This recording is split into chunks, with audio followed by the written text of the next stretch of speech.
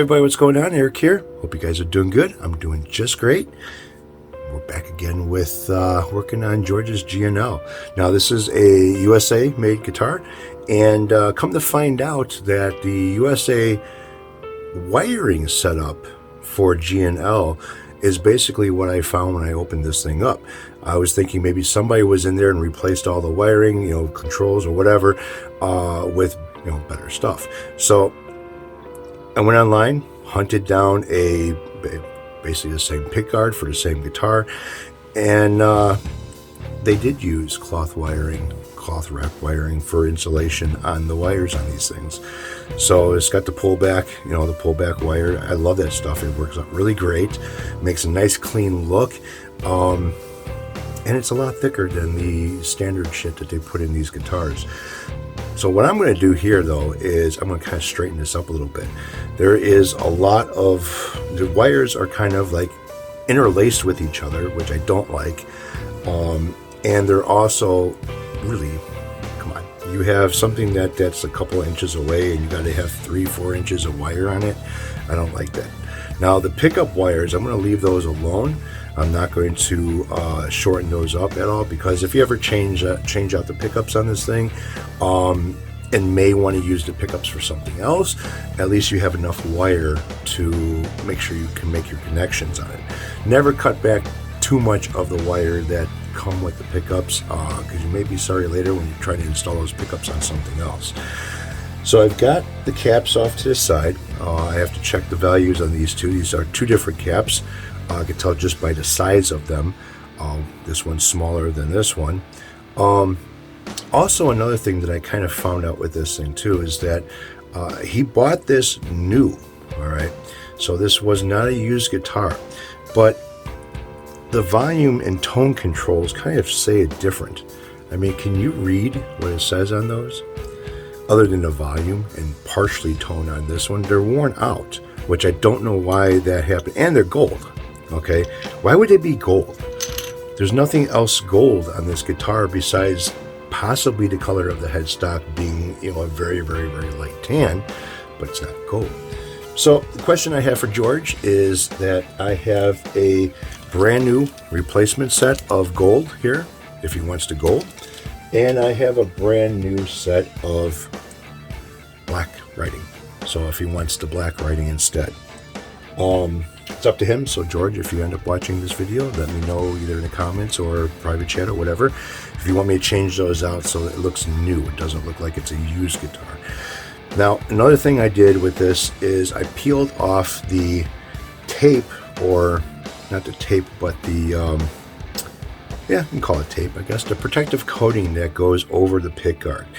And in doing so, it left a lot of residue from that plastic on the pickguard itself. And I mean, it was really rough. It wasn't smooth to the touch. It was really rough. It looked terrible after I peeled it off. So what I ended up doing is I ended up polishing it out, so now you can see the difference between what a pickguard without the plastic and then what the pickguard with the plastic looks like. So that's been done. Everything's been snugged up pretty tight, not over tightened to where I'm going to strip out the threads on anything. It's completely shielded now, inside and the back. So now it's just going to be cleaning up this wire mess over here. I don't like when you open something up, and this is something I got into with the car audio stuff. When you have like amplifiers that are exposed, or certain types of wiring harnesses that are exposed, especially for car audio, when you're doing like shows and stuff like that, you want that stuff to look nice and neat. You don't want it to look like it's just a spaghetti mess. This here looks like a spaghetti mess. Again, I'll leave the pickup wires the way they are, but I am going to resolder them to and put my little touches to it that I like to do with covering up the terminals so they don't get anything on them from something else, or maybe touching something, whatever. And then shorten up these wires again. That's just, it's just kind of ridiculous. I did spray a little bit of deoxit inside of the pots and gave them a turn just to make sure they're going to be nice and clean. And so I'm going to get started with this. So this is a message that I received from the buyer of the PRS Wannabe Kick Guitar. Now I've been putting a few things up on eBay to make some room over here and possibly get some new stuff. But there was a tracking problem with UPS, and I guess this is something that's starting to become a little bit common with them after talking with one of the guys over at the UPS store where I had brought the package to be shipped out, that labels are getting damaged, destroyed, or falling off of boxes. You know, that's kind of like a weird thing for it to happen.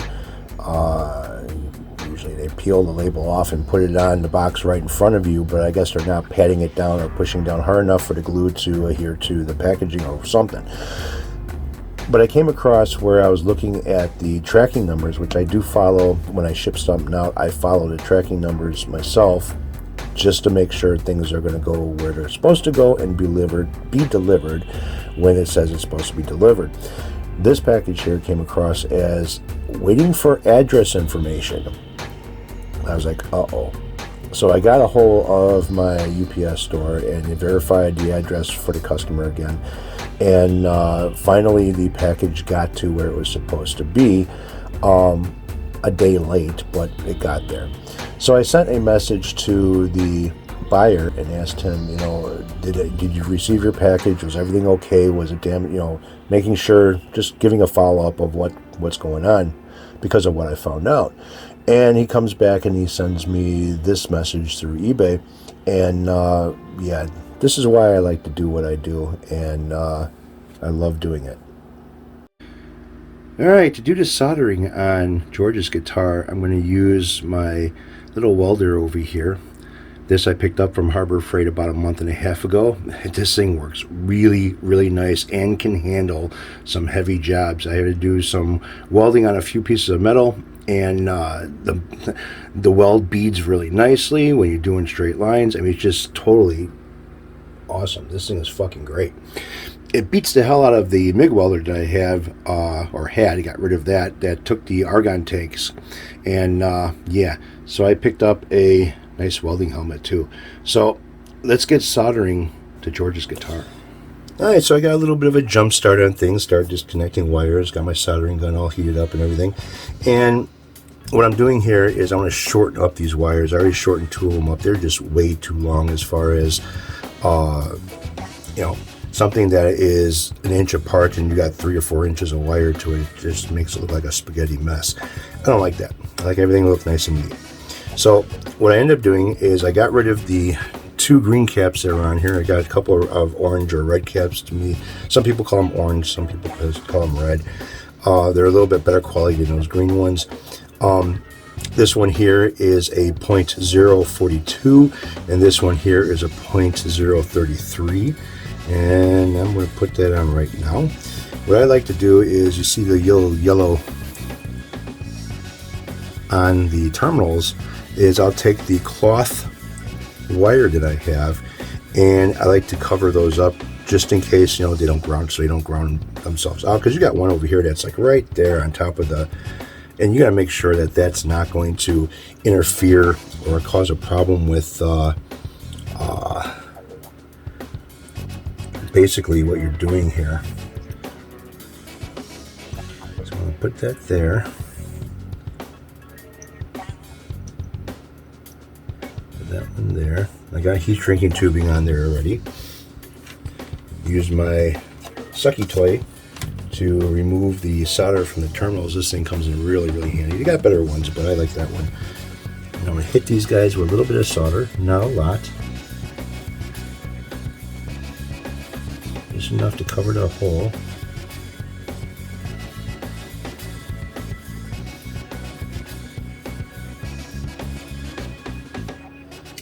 Alright, and then what I'm going to do is I'm going to tack this in place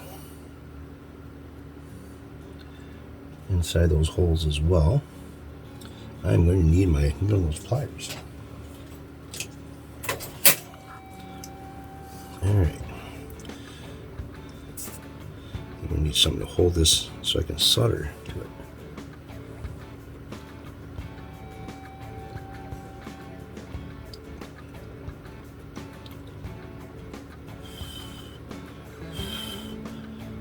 So that's in place, I believe. Yes, it is.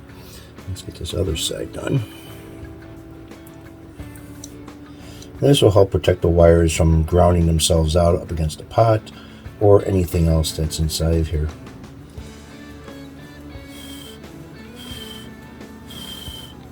Alright, so that's secured. And then I take my heat shrinking tubing and kind of go over it a little bit.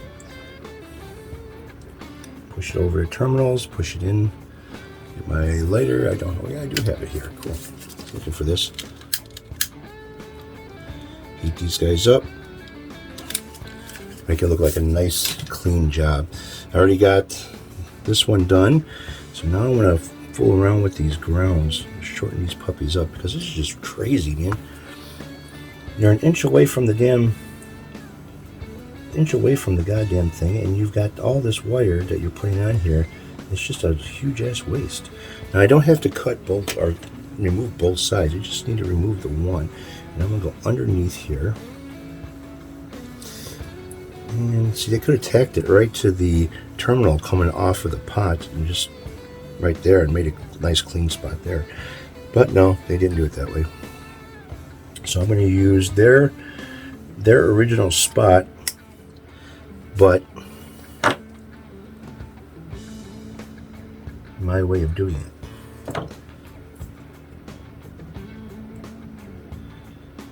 So I never really got out of the whole guitar game after I was a teenager working at the music store years ago, Murphy's Music.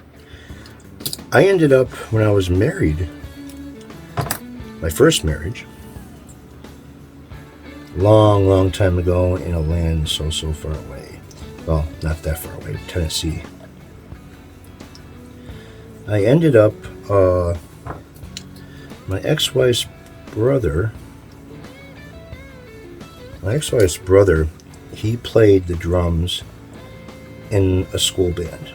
And he was pretty damn good at it, too. He was not bad at all.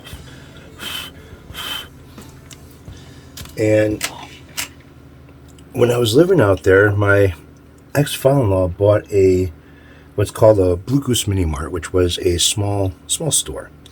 And they sold gas, sold food, you sold cigarettes. There was a little bitty restaurant inside the place as well that people would come in on the weekends. There would be... oh god, I can't remember what the guy's name is. There was a guy who would come in and he'd play guitar, and he really didn't sing very good because he had a what do they call that, where you got the split in your lip. I can't remember what that's called, but he had that problem. Real nice guy. He probably isn't alive anymore. He's probably passed on already because he was pretty old when I was out there. But he was a very nice guy. And my ex-brother-in-law, he wanted to play guitar. And he wanted to play guitar bad. So he was kind of like the only son that my ex-father-in-law had, and out of 3 girls. And Bubby is what we used to call him, was kind of spoiled. His father would buy him pretty much anything that he asked for. His father would get for him. And the kid was a good kid. You know, I can't say that he was a bad kid or anything. He was a pretty good kid. But he was kind of like spoiled a little bit. And you can kind of tell he was spoiled a little bit. He ended up getting himself into trouble sometimes, normal teenager shit. He got himself in a little bit of trouble a few times, and really not that big of a deal, but it was all right. But he could pick up any instrument and just start playing the shit out of it. I mean, it was like, wow, this kid's got some talent. And he ended up getting a Ibanez Gem. All right, the actual Ibanez Gems, not the Gem Juniors or whatever. They didn't even have Gem Juniors, I don't think, back then. But nevertheless, he picked that thing up and he started just playing it on his own. No books, no help. Like it was nothing. And I ended up doing a thing where I was still working on guitars back then, because I remember I had to do he just got the guitar and something wasn't right about it. He couldn't figure it out what it was. And this is the first time that he's ever kind of like played guitar when he first got this thing. I think his father got it from a pawn shop in Tennessee, which, you know, they do that. Not a lot of them.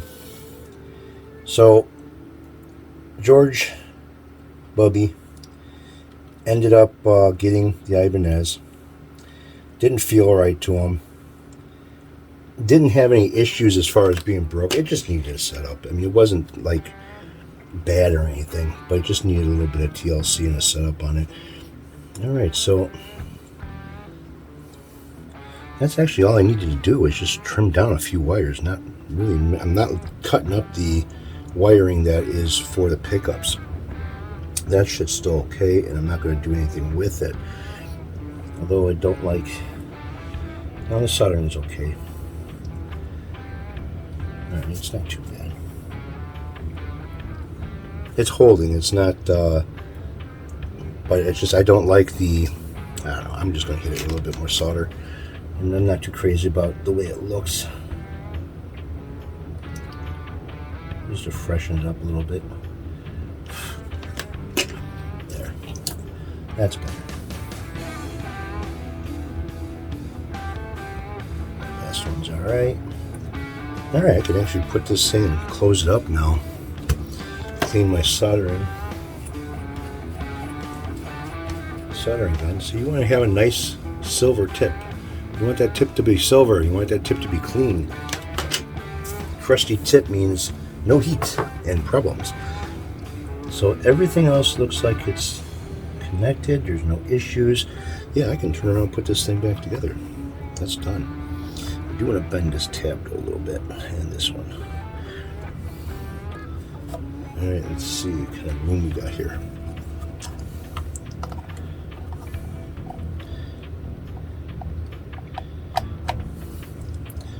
Look inside and make sure I'm not touching anything. Nothing's touching anything else. Everything's clearing each other. Yeah, everything's clearing each other, and just it's laid down nice and flat. It's not all bouncy or anything. All right, cool. I could probably start putting screws inside this thing now. Then I'll take my meter and go over everything. So as I was saying, you know, I did some work on his guitar. Nothing major. But I didn't give up guitars. I didn't give up fooling around with them. And I tried playing around with his guitar as well. And, you know, I couldn't play worth of shit then, just like I can't play worth of shit now. But,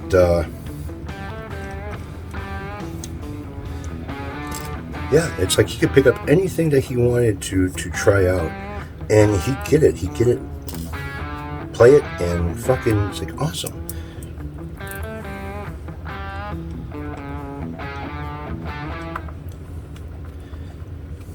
You know, kind of a stupid story, but okay, those have a different size head. Kind of a stupid story, but it's my past, my life. Now, I'm not screwing all of these down all the way just yet, because I want to tighten them all equally going around instead of cranking down on them all at one time. I just want to make sure that this pickguard is lined up.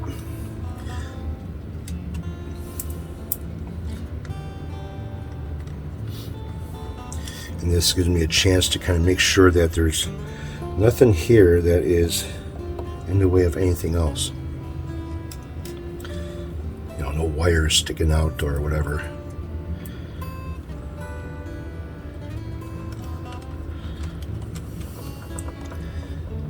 All right.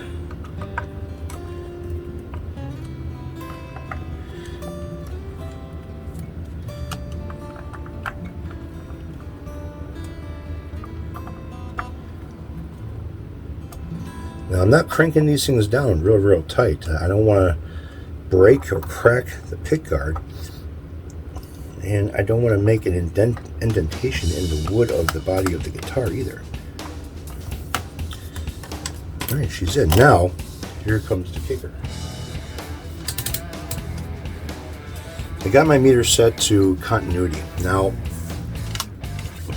if this is grounded, I've got 3 grounding points. One here, and one here. If these screws are correct as far as touching each other and touching the metal on the inside, I should get continuity.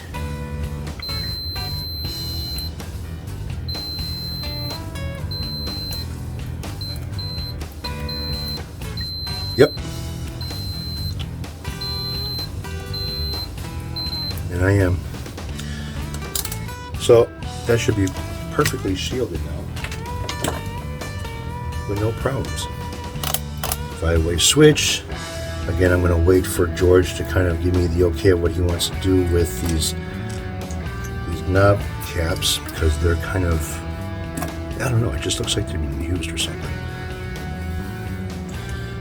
Alright, so I got new caps in here, shortened up the spaghetti mess that was already inside of here, and shielded the whole cavity inside.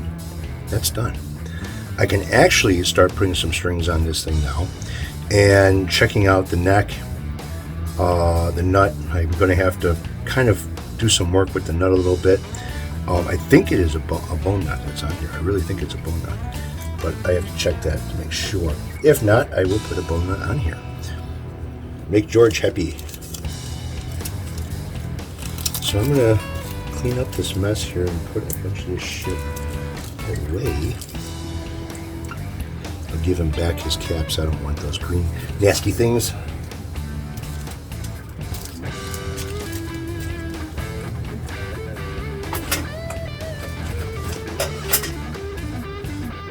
Yeah, so I really never got out of the whole guitar thing. Guitar has always been somewhere in my past, as far as either working on them or messing around with one. I never went to like a Guitar Center and shit like that. I've been to the one out here, which is kind of crap. I don't know if they straightened their shit out or not, or hired new people that knew what they were talking about and what they were doing. But yeah, I ended up still having a little bit of guitar. As you can see, I can't do something and talk to you at the same time. It's kind of like I'm distracting myself. So, but yeah. So I've had guitar in my life for I don't know how many years, and really didn't realize it until I started thinking about it a few days ago, a couple days ago, something like that, and never got out of the whole guitar thing, which is, to me, I mean, that's kind of cool. So right now what I want to do is I want to polish up this fretboard and get my fingerprints off of it. Now I've got some what they call plastic polish that works really good. And I went over that with that plastic polish when I ended up cleaning this thing up the first time. You gotta be careful, because if you get too much on your rags, you're gonna get it inside all the cracks, and that looks like shit. Wipe this off. The whole guitar is going to get a complete polishing on it because of the fact that, grubby fingerprints plus my fingerprints that are on it now.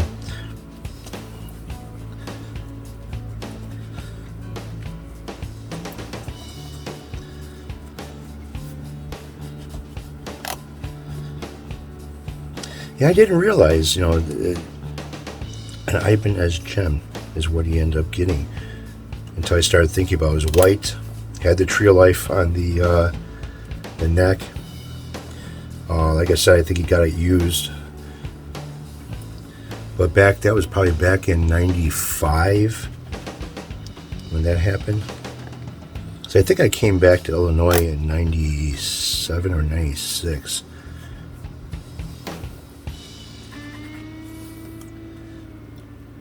Yeah, much better. Much better. All right, so I gotta wait for this thing to cool off before I can start putting everything away. Put these caps over here. And yeah, till next time, folks, take it easy.